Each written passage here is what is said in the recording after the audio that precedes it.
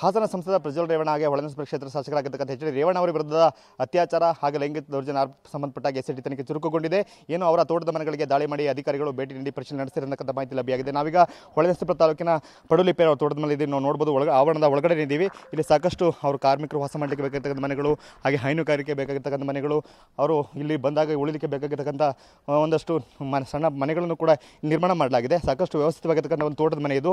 ಸುಮಾರು 30ರಿಂದ 40 ಎಕರೆಗೂ ಹೆಚ್ಚು ವಿಸ್ತೀರ್ಣದ ಹೊಂದಿರತಕ್ಕಂಥ ಈ ಒಂದು ತೋಟ ಇಲ್ಲಿದೆ. ಇಲ್ಲಿ ತೆಂಗು ಹಾಗೆ ಸಪೋಟ, ಅಡಿಕೆ ಸೇರಿದಂತೆ ಬೇರೆ ಬೇರೆ ಬೆಳೆಗಳನ್ನ ಬೆಳೀತಾರೆ.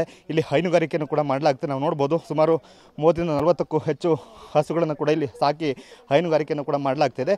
ಸೊ ಇಲ್ಲಿಗೆ ಬಂದು ಬೆಳಗಿನ ಜಾವ 4 ಗಂಟೆ ಸುಮಾರಿಗೆ 4 ಜೀಪ್ಗಳಲ್ಲಿ ಎಸ್ಐಟಿ ಅಧಿಕಾರಿಗಳ ತಂಡ ಬಂದು ಭೇಟಿ ನೀಡಿ ಇಲ್ಲಿಂದ ಕಾರ್ಮಿಕರಿಂದ ಒಂದಷ್ಟು ಮಾಹಿತಿನ ಕೂಡ ಸಂಗ್ರಹ ಹಾಕಿದೆ. ಇಲ್ಲಿಗೆ ಯಾರು ಬರ್ತಾ ಇದ್ರು, ಯಾರು ಹೋಗ್ತಾ ಇದ್ರು, ಬಂದರೆ ಎಷ್ಟೊತ್ತಿರ್ತಾ ಇದ್ರು, ಅವ್ರ ಜೊತೆ ಬೇರೆ ಯಾರಾದರೂ ಬರ್ತಾ ಇದ್ರಾ, ಈ ರೀತಿಯಾಗಿ ಮತ್ತೆ ನೀವು ಎಷ್ಟು ದಿನಗಳಿಂದ ಇಲ್ಲಿ ವಾಸ ಮಾಡ್ತಾ ಇದ್ದೀರಿ, ಇಲ್ಲಿಗೆ ನೀವು ಬಂದು ಎಷ್ಟು ದಿನ ಆಯಿತು, ಅಥವಾ ಇಲ್ಲಿ ಬಂದಂಥ ಸಂದರ್ಭದಲ್ಲಿ ನೀವು ಎಲ್ಲಿ ಇರ್ತಾ ಇದ್ರಿ, ಅಥವಾ ಅವ್ರು ಬಂದರೆ ಎಲ್ಲಿ ವಾಸ ಮಾಡ್ತಾ ಇದ್ರು, ಈ ರೀತಿಯಾಗಿ ಬೇರೆ ಬೇರೆ ರೀತಿಯ ಒಂದಷ್ಟು ಮಾಹಿತಿಯನ್ನು ಸಂಗ್ರಹ ಮಾಡಿ ಸೀಮಾ ಲಾಟ್ಕರ್ ಅವರ ತಂಡ ಹೋಗಿದೆ. ಸೊ ಎಲ್ಲರೂ ಕೂಡ ಇಲ್ಲಿ ಬಂದು ಬೆಳಗಿನ ಜಾವ 4 ಗಂಟೆ ಸುಮಾರಿಗೆ 4 ಜೀಪ್ಗಳಲ್ಲಿ ಬಂದಂಥ ತಂಡ ಸಾಕಷ್ಟು ಪರಿಶೀಲನೆ ಕೂಡ ನಡೆಸಿದೆ.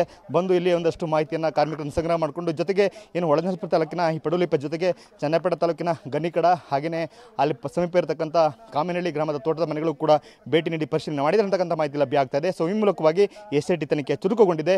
ಎಲ್ಲ ಕಡೆ ಯಾವೆಲ್ಲ ಅಶ್ಲೀಲ ವಿಡಿಯೋಗಳು ವೈರಲ್ ಆಗಿದ್ದಾವೆ, ಆ ವಿಡಿಯೋಗಳು ಎಲ್ಲಿ ರೆಕಾರ್ಡ್ ಆಗಿದೆ ಅಂತಕ್ಕಂಥ ಮಾಹಿತಿ ಲಭ್ಯ ಆಗ್ತದೆ. ಎಲ್ಲ ಕಡೆ ಭೇಟಿ ನೀಡಿ ಅದರ ಅಶ್ಲೀಲತೆಯನ್ನು ಪರಿಶೀಲನೆ ಮಾಡ್ತಕ್ಕಂಥ ಪ್ರಕ್ರಿಯೆಯಲ್ಲಿ ಈಗ ಎಸ್ಐಟಿ ಅಧಿಕಾರಿಗಳ ತಂಡ ತೊಡಗಿದೆ ಅಂತ ಹೇಳ್ಬೋದು.